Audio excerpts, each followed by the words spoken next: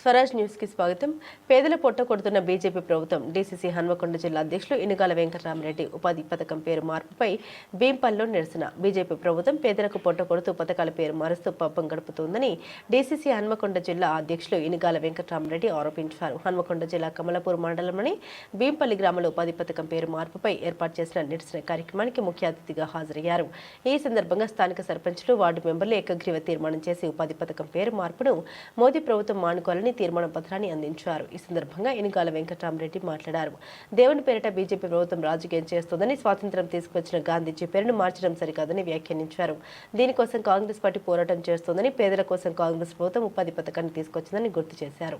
ఈ కార్యక్రమంలో టీపీసీసీ పరిశీలకులు ధర్మారావు, శ్రీనుబాబు, వ్యవసాయ market committee chairman Tavatam Jhansirani, Huzurabad Congress party incharge Vadathala Pranav, sarpanch Vasala Srinivas, TPCC నాయకులు బొమ్మనపల్లి అశోక్ రెడ్డి, పలు గ్రామాల సర్పంచులు, కాంగ్రెస్ శ్రేణులు పాల్గొన్నారు.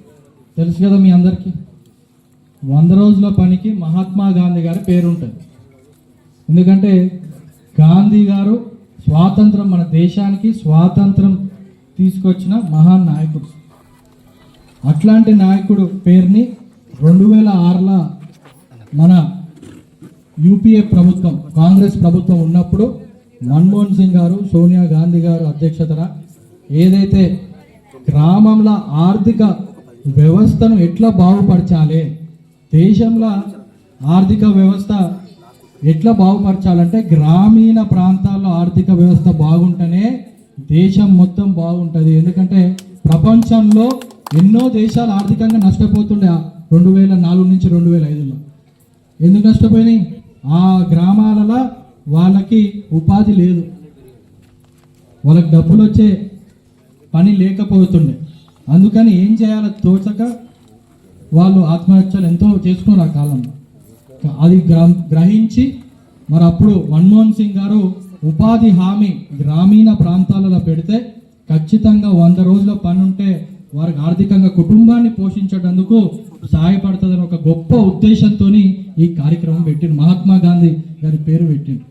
అట్లాంటి దాన్ని ఇప్పుడు బీజేపీ ప్రభుత్వం వచ్చిన తర్వాత మరి ఈ కాంగ్రెస్ పార్టీ చేపడుతున్న ప్రతి ఒక్క పథకాన్ని, ప్రతి ఒక్క ఇన్స్టిట్యూషన్, ఆర్గనైజేషన్ ఏదైనా కావచ్చు, స్కీమ్ని దాన్ని నిర్వీర్యం చేయాలి అని ఒక ఉద్దేశం కంకణం కట్టుకొని ప్రతి ఒక్కటి, ఇందాక పెద్దలు ధర్మారావు చెప్పినట్టు అన్ని నమ్ముకుండే, కొన్నది ఏం లేదు, కట్టింది ఏం లేదు. ఆధార్ తీసుకొచ్చిందోరు కాంగ్రెస్ పార్టీ, ఈ 100 రోజుల పని తీసుకొచ్చిందోరు కాంగ్రెస్ పార్టీ, దాంతోపాటు మన మద్దతు ధర తీసుకొచ్చిందోరు కాంగ్రెస్ పార్టీ, 108 అంబులెన్స్ తీసుకొచ్చిందోరు మన అని చెప్పి అది మనం స్టార్ట్ చేసే ప్రోగ్రామ్.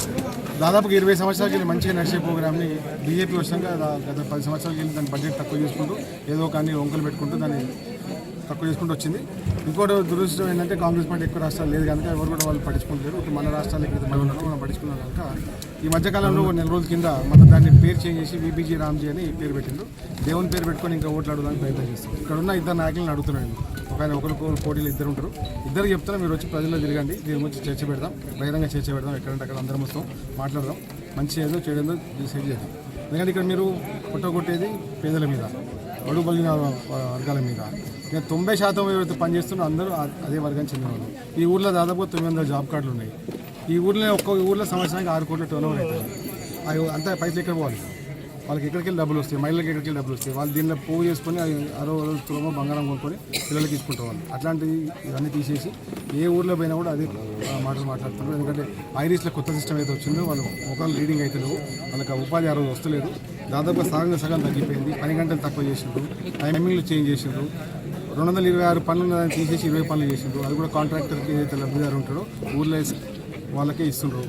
ఇక్కడ గ్రామ పంచాయతీ సిబ్బంది కానీ, సర్పంచ్ కానీ, కార్యదర్శి కానీ డిసైడ్ చేసే పని కాదు. ఇప్పుడు తీసేసిన దాన్ని మోడీ గారు నిద్రలో ఏ పని ఆలోచిస్తారో ఆ పని ఇక్కడ చేయాలి.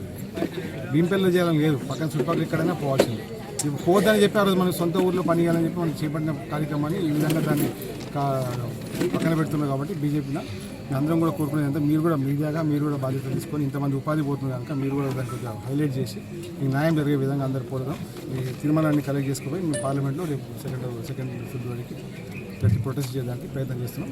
మీరు అందరూ కూడా సహకరించాలని కోరుకుంటున్నాం. జై కాంగ్రెస్.